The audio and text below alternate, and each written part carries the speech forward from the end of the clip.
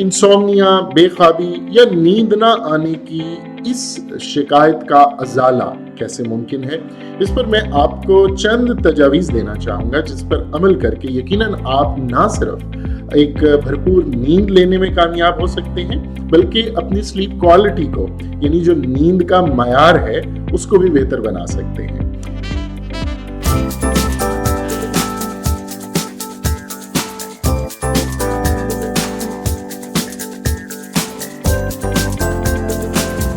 मेरा नाम यासिर मसूद आफाक है। मैं एक क्लिनिकल साइकोलॉजिस्ट हूँ और ज़हनी सेहत पर काम करने वाले एक इदारे हाउस ऑफ वेलनेस से वाबस्ता। मेरे पास बहुत से लोग अपनी शिकायत के साथ आते हैं कि जनाब उन्हें नींद नहीं आती, उन्हें बेख्वाबी का मसला है। अंग्रेजी में इसको इंसोम्निया कहते हैं। इंसोम्निया, बेख्वाबी या नींद ना आने की इस शिकायत का अजाला कैसे मुमकिन है, इस पर मैं आपको चंद तजावीज़ देना चाहूँगा जिस पर अमल करके यकीनन आप ना सिर्फ एक भरपूर नींद लेने में कामयाब हो सकते हैं बल्कि अपनी स्लीप क्वालिटी को यानी जो नींद का मयार है उसको भी बेहतर बना सकते हैं। सबसे पहली चीज़, गेट रेगुलर।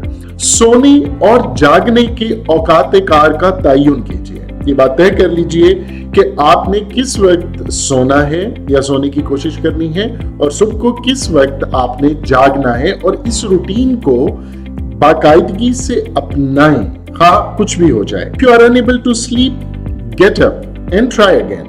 जी हाँ, बाज़ ये होता है कि हम सोने की कोशिश करते हैं, बिस्तर पर लेटते हैं, करवटें बदल रहे होते हैं और इस सोने की शदीद ख्वाहिश में अगर कोई चीज हमसे बहुत दूर भाग जाती है तो वो है नींद। अगर आप ऐसी किसी सूरत हाल से दो चार हो रहे हों कि आप सोने के लिए लेटें और सो ना पा रहे हों तो बेड पर करवटें बदलने से बेहतर है कि आधे घंटे के अंदर अगर आपको नींद नहीं आई तो आप बेड से उठ जाएं और खुद को पुरसुकून रखने वाली किसी एक्टिविटी में इंगेज कर लीजिए। जी हाँ, पुरसुकून रहने वाली एक्टिविटी से मुराद ये है कि जो आपकी रही सही नींद को भी ना भगा दे, जैसे कि मोबाइल फोन इस्तेमाल करना या टीवी ऑन करके बैठ जाना।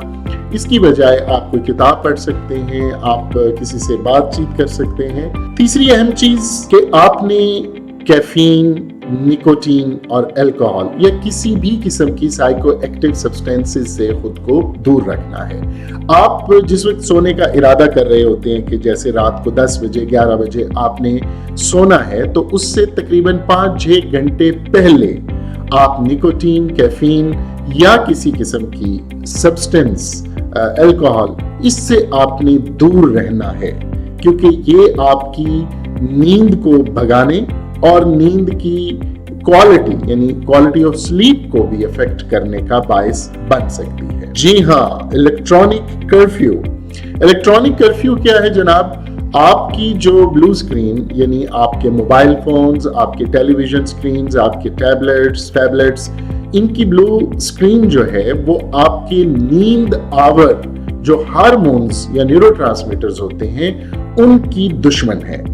सोने से तकरीबन 1 घंटा पहले आपने अपने इर्द गिर्द एक इलेक्ट्रॉनिक कर्फ्यू का नफाज करना है, यानी आपने किसी भी किस्म की इलेक्ट्रॉनिक डिवाइसेस के एक्सपोजर से खुद को बचाना है अगर आप एक अच्छी भरपूर नींद के ख्वाह हैं। कुछ बड़े खुशनसीब लोग हैं, ये वो लोग हैं जिनको जहां बिठाएं, जहां लिटाएं, जब और जहां कहीं भी हों उनको नींद आ जाती है। ये वाला मशवरा टेक अ नैप उनके लिए तो शायद इतना मुफीद नहीं है, लेकिन वो लोग जिनको बेख्वाबी का मसला है, इंसोम्निया का प्रॉब्लम है, उनके लिए जरूरी है कि वो डे टाइम नैप्स जो हैं उन्हें अवॉइड करें क्योंकि डे टाइम नैप्स के नतीजे में दिन के वक्त या दिन के किसी भी हिस्से में सोने के नतीजे में रात की जो नींद है उसके लिए आप बहुत ज्यादा तलब महसूस नहीं करेंगे और आप एक एक्टिव स्टेट ऑफ माइंड में रहेंगे। तो बेहतर है कि आप डे टाइम नैप्स अवॉइड करें। Sleep rituals. जी हाँ, ये क्या है? सोने से पहले कुछ खास सरगर्मियों को अपने सोने की प्री कंडीशन बनाएं। मिसाल के तौर पर सोने से तकरीबन पौना घंटा पहले आप अपने कमरे, अपने बेडरूम की जो बहुत तेज जलती हुई लाइट्स हैं उनको ऑफ करके बहुत मध्यम कोई डिम लाइट ऑन करें। ये आपकी बॉडी को, आपकी ब्रेन को एक क्यू मिलेगा, एक इशारा मिलेगा कि जनाब अब सोने का वक्त हुआ चाहता है। اس کے علاوہ آپ کچھ ڈیپ بریدنگ ایکسرسائزز، پروگریسو مسل ریلیکسیشن ایکسرسائزز جن کے متعلق معلومات آپ کو ہاؤس آف ویلنس کے پیج پہ بھی مل جائے گی، اور اگر آپ گوگل کریں تو آپ کو یوٹیوب پر اس کی بہت سی ویڈیوز بھی ملیں گی۔ آپ ان ریچولز کو اپنی زندگی کا حصہ بنائیں۔ سونے سے 15-20 منٹ پہلے آپ نے اپنے برین اور اپنی باڈی کو یہ کیوز دینا شروع کر دینے ہیں کہ جناب نیند کا یعنی سونے کا وقت ہوا چاہتا ہے۔ اگر آپ سونے کی کوشش کر رہے ہیں اور آپ بار بار گھڑی کی جانب دیکھتے ہیں، کلاک کی جانب دیکھتے ہیں، رسٹ واچ اٹھا کے دیکھتے ہیں کہ کیا ٹائم ہوا ہے، کتنی دیر ہو گئی ہے مجھے سونے کی کوشش کرتے ہوئے، تو یاد رکھیے گا کہ یہ سونے کی جو تھوڑی سی رمق باقی ہے اس کو بھی ختم کر دے گی۔ آپ نے گھڑی کی جانب نہیں دیکھنا اور خود کو اس مسلسل پریشر کا شکار نہیں رکھنا کہ بہت دیر ہو گئی اور آپ ابھی تک نہیں سوئے۔ The right space، جی ہاں، آپ کا بیڈ آپ کے سونے کے لیے، آپ کے آرام کرنے کے لیے ہے۔